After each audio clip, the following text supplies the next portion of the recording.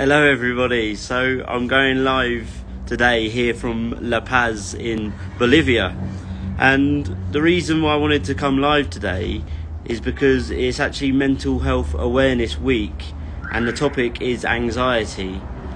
So the reason why I want to share with you today is because I personally suffered mental health issues myself back in 2018 and 2019, where I first went through many months of mental misery, where I suffered from a deep depression after a relationship breakup, where I focused all of my energy on trying to change and alter the past, which actually isn't possible.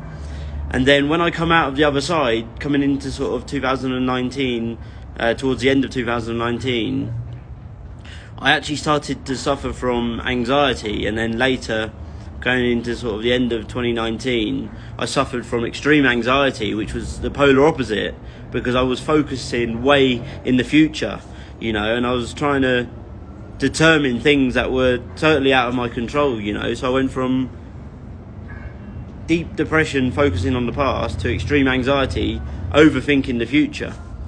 So because it's Mental Health Awareness Week and the topic is anxiety, I want to share with you a tool or a tactic or a technique which is called anxiety reappraisal.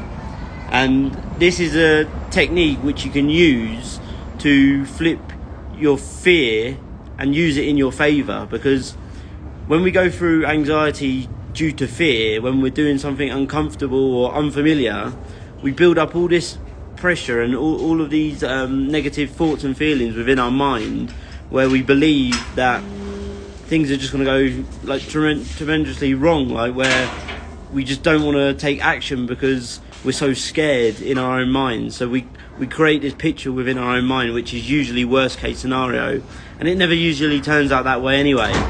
So this tool that I'm telling you about, which is called anxiety reappraisal,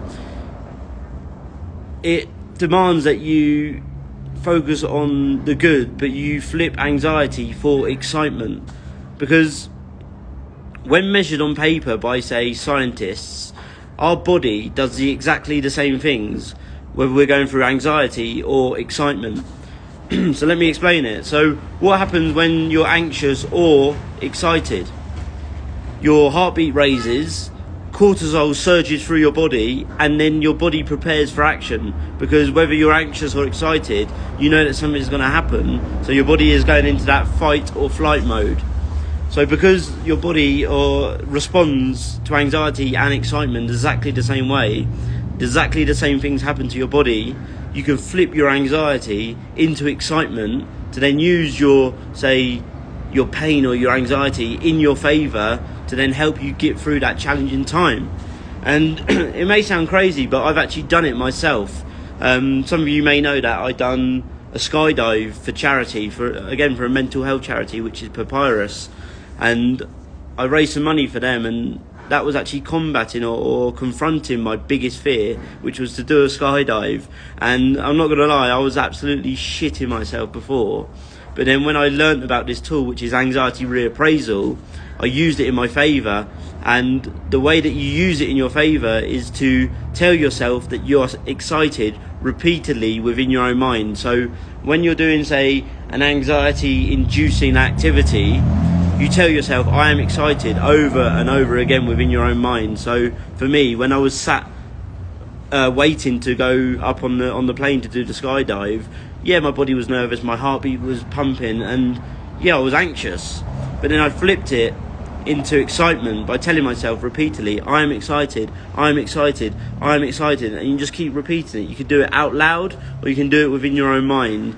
And trust me, it works. So I remember the whole way was going up on the plane, we're circling to 12,000 feet, I believe. And the whole way I was just telling myself in my mind, I'm excited, I'm excited. And it allowed me to calm my nerves and just relax a bit. And then, you know what, we done it, and it turned out to be one of the most amazing things that I've ever done. So if any of you suffer from anxiety when you're, say, doing something that's uncomfortable or unfamiliar, I challenge you to use this tool or this technique to help reduce your anxiety. So thank you for listening, people, and I hope you have an amazing day, and I look forward to seeing you on the next live.